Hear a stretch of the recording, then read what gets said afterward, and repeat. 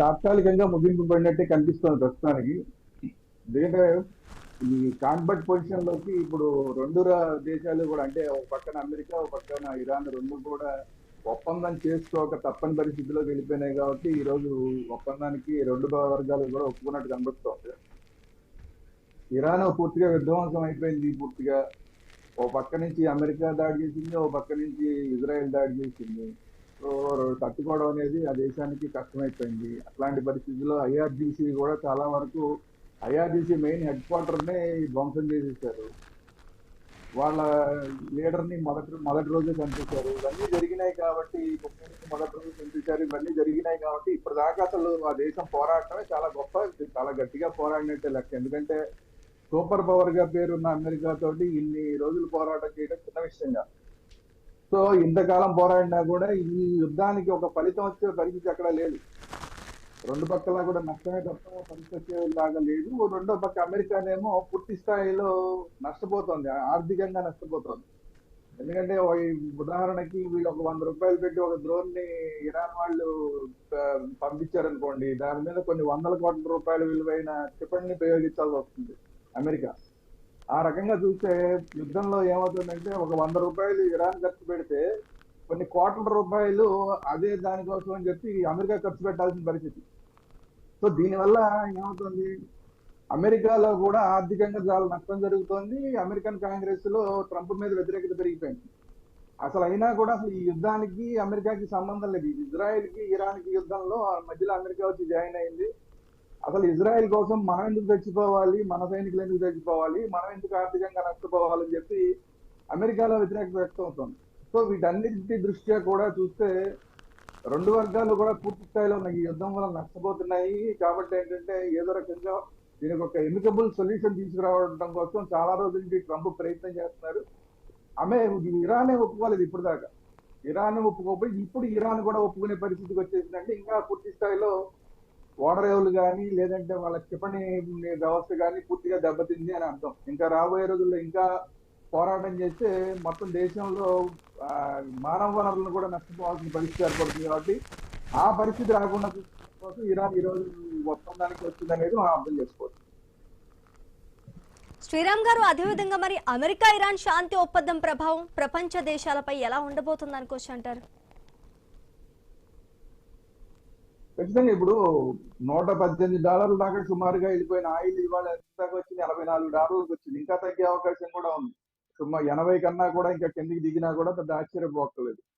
So crude oil అనేది ఈ రోజు మనం భారతదేశంలో మనం కొంత రిజర్వ్స్ ఉన్నాయి కాబట్టి దాని ఎఫెక్ట్ మనకు ఎక్కువగా కనపడలేదు. కొద్దిగా రేట్లు పెరిగినాయి తప్ప ఒక గత 15-20 రోజుల నుంచి కొద్దిగా పెరిగినాయి. అంతకుముందు పెరగని కూడా పెరగలేదు.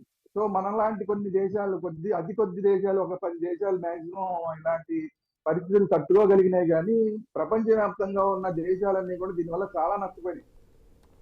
ఇప్పుడు పాకిస్తాన్ లాంటి దేశంలో చూస్తే 450 రూపాయలకి లీటర్ పెట్రోల్ వెళ్ళిపోయిందంటే మామూలుగానే అక్కడ గోధుమ పిండికి కూడా కష్టాలు పడే పరిస్థితులు ఉన్న దేశంలో 450 రూపాయలకి పెట్రోల్ వెళ్ళిపోయిందంటే పెట్రోల్ సామాన్యులు కొనగలిగిన పరిస్థితి లేదు. శ్రీలంక కూడా అదే పరిస్థితి. ఇలాంటి చిన్న చిన్న దేశాలు, అనేక దేశాలు విపరీతంగా నష్టపోయినాయి. ఇలా ఇన్ఫ్లేషన్ అంతా కూడా పెరిగిపోయింది. డబ్బులు కటకట అనేది మొత్తం అన్ని దేశాల్లోనూ వచ్చేసింది. సో ఈ పరిస్థితులన్నీ ఉన్న సందర్భంలో ఇప్పుడు ఈ క్రూడ్ ఆయిల్ అనేది ఎప్పుడైతే తగ్గిందో అందరికీ ప్రపంచవ్యాప్తంగా అందరికీ రిలీఫ్ వస్తుంది. మళ్ళీ ధరలన్నీ కూడా సామాన్యుడు కొనుక్కోగలిగిన పరిస్థితికి ధరలన్నీ వచ్చే అవకాశం ఉంది. ఆ విధంగా ప్రపంచం మొత్తం రిలీఫ్ అనేది ఉంటుంది. ముఖ్యంగా మధ్యప్రాచ్య దేశాలు, ఈ యుద్ధం వల్ల బాగా నష్టపోయిన దేశాలు, నిన్నటిదాకా బాగా డబ్బున్న దేశాలు అనుకున్న యుఏఈ, సౌదీ అరేబియా, ఒమన్, ఇలా మొదలు పెడితే అన్ని దేశాలు కూడా, ఈవెన్ దుబాయ్, మొత్తం ప్రపంచంలోనే సేఫెస్ట్ ప్లేస్ అనుకున్న దుబాయ్ ఈ రోజు పూర్తిగా నష్టపోయింది.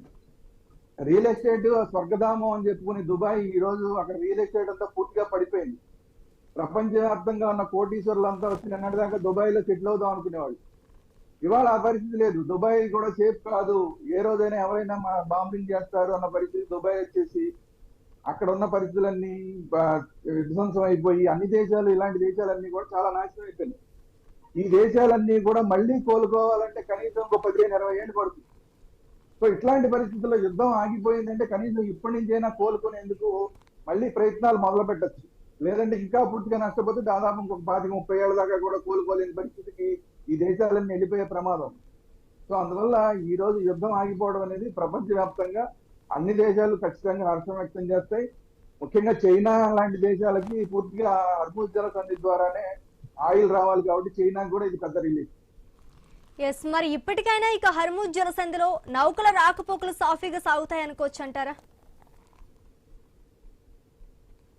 ట్రంప్ ఆ ప్రకటన చేశాడు కాబట్టి జరుగుతాయని అనుకోవాలి. ఇంకొక మనం 19వ తారీఖు దాకా కూడా వెయిట్ చేయాల్సిన పరిస్థితులు ఉంటాయి. ఎందుకంటే మాటలు చెప్పడం వేరు, చేతలు వేరు. ఇదే అమెరికా మన నౌకల మీద దాడి చేసింది. అది ఏమంటే ఇరాన్ వాళ్ళు దాడి చేశారు, మేము దాడి చేయలేదని చెప్పింది. అంటే యుద్ధం ఉన్న పరిస్థితుల్లో ఇలాంటివన్నీ జరుగుతూ ఉంటాయి. దీనికన్నా ముందు ఒక ఇరాన్ వాళ్ళే మన నౌకల మీద కొంతమంది దాడి చేశారు. ఇరాన్ కి సంబంధించిన IRGC వాళ్ళు దాడి చేశారు. సో ఇప్పుడు ఉద్రిక్త పరిస్థితులు ఉన్న పరిస్థితులు ఇలాంటివన్నీ సహజంగా జరుగుతూ ఉంటాయి. ఇప్పుడు రెండు పక్కలా కూడా మేము ఒప్పందం చేసుకున్నారంటున్నారు.